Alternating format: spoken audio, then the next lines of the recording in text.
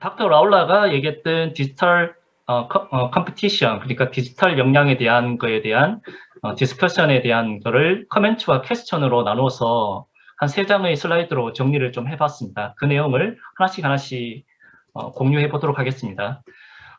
일반적인 관점에서 디지털 컴피턴시라는 개념은 뭐 더 이상 부인할 수 없는 용어라고 생각합니다. 특히 코비드 19에 의해 가지고 이 개념이 더 부각되었죠. 그러나 본질적인 측면에서는 4차 산업이라고 하는 그 컨셉에 따라서 이 디지털 컴피턴시라는 독자적인 개념으로서 다시 한번 우리가 살펴볼 필요가 있을 것 같습니다.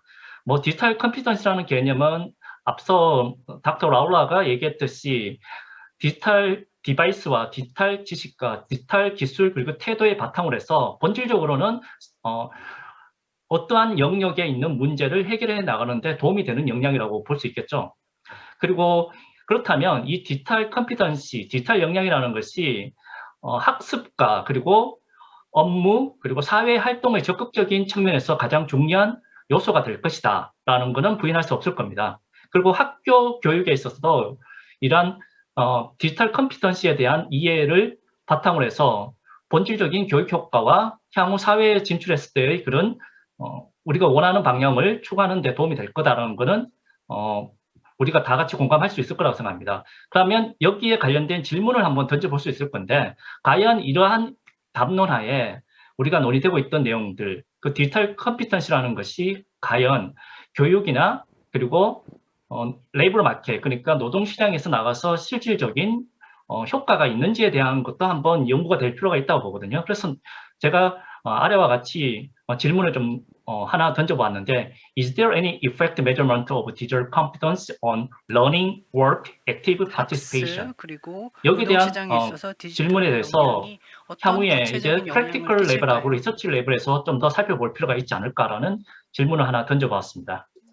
그리고 아까 이강주 박사님이 우리나라의 그 정보화 지수의 그 순위를 살펴봤는데, 그럼 실질적으로 우리 한국에서의 이제 디지털 컴피턴시 수준은 어느 정도 되는지 요 지표들을 살펴봤는데 우리가 디지털 인덱스들이 크게 매년 한 2016년부터 2020년까지 조사된 걸 제가 도식화해서 나타내 보았는데 크게 3가지 지표가 동시에 나타내 볼 수 있는데 주황색으로 표시된 그 막대가 이제 디지털 액세스 레벨, 그러니까 디지털 접근 수준을 말하고 노란색으로 표시된 게 디지털 역량 수준이라고 보면 되고 마지막으로 연두색으로 표시된 게 디지털 활용 수준이라고 보면 될 것 같거든요. 근데 우리가 알다시피 한국에서 이제 디지털 접근 수준은 상당히 높다고 봐야 될 겁니다.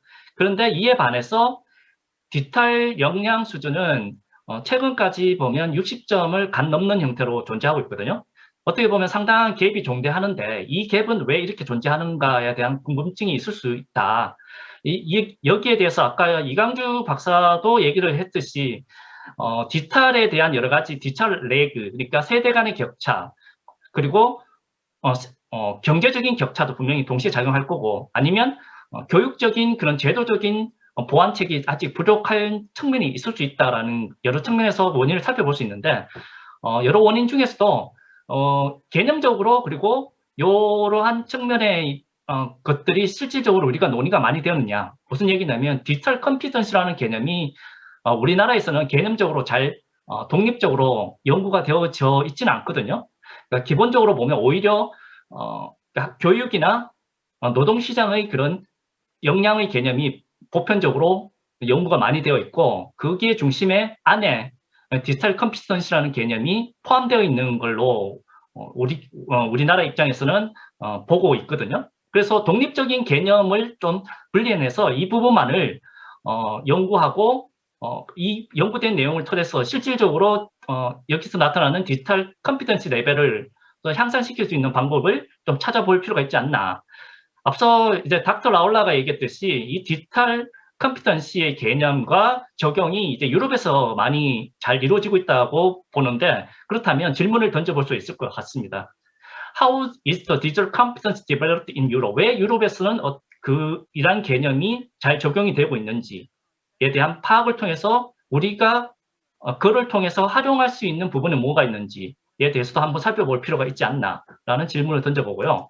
마지막으로 이제 Future Direction and Challenges of Digital Competency, 디지털 역량이라는 이제 향후 방향성과 그리고 현재 직면하고 있는 도전점이 있을 건데 거기에 대한 고민을 좀 해볼 필요가 있다고 보는데 닥터 라울라가 디지컴 2.0이라는 얘기를 했거든요. 이 위치가 현재의 위치라고 볼 수 있을 건데 중간에 지금 도식도에서 보면 크게 5가지 영역에 대해서 디지컴의 특징을 나타낸다고 했고 닥터 라울라가 설명은 안 했는데 이게 과거에서는 디지컴 1.0에서 시작될 건데 미래는 디지컴 3.0으로 갈 거라고 보는데 과거의 디지컴 1.0 제가 알고 있는 지식선상에는 크게 동일한 형태로 5영역은 동일하게 나타나는데 디지컴 2.0에서 개념적으로 그리고 디짓 영역의 개념들이 좀 더 확장된 개념이라고 보면 될 것 같거든요. 디짓 2.0이. 그렇다면 디짓 3.0이라는 거는 어떤 식으로 나가야 될까라는 고민이 또 같이 필요할 거라 보는데요. 그렇다면 제가 질문을 2가지 정도 이와 관련해서 던져보았습니다. 먼저 Is there any difficulty in educating citizens and young workers on digital competence based on DigCom 2.0? 그러니까 2.0의 바탕으로 둬서 현재 이루어지고 있는 디지털 컴피턴시에 대한 교육 훈련이 실질적으로 시민과 젊은 일을 하고 있는 사람들에게 어떠한 어려움이 있지 않느냐. 그게 어떻게 보면 챌린지가 되어 있는데 실질적으로 이러한 개념을 가지고 현장에 적용되고 교육이 이루어지고 있는 상황이라면 어떠한 어려움이 분명히 존재할 거라고 보는데 그 어려움이 향후의 퓨처의 그런 디렉션이 될 수 있을 거라고 보거든요. 그래서 다음 질문과 연관해서 질문 하나 만들어 봤는데 What should be the DigCom 3.0라는 질문 한번 던져볼 수 있을 것 같거든요. 그러니까 향후 DigCom 3.0은 어떤 식으로 되어야 될 것인가 라는 질문을 던져보면서 저희 디스커션을 마치도록 하겠습니다. 네, 감사합니다.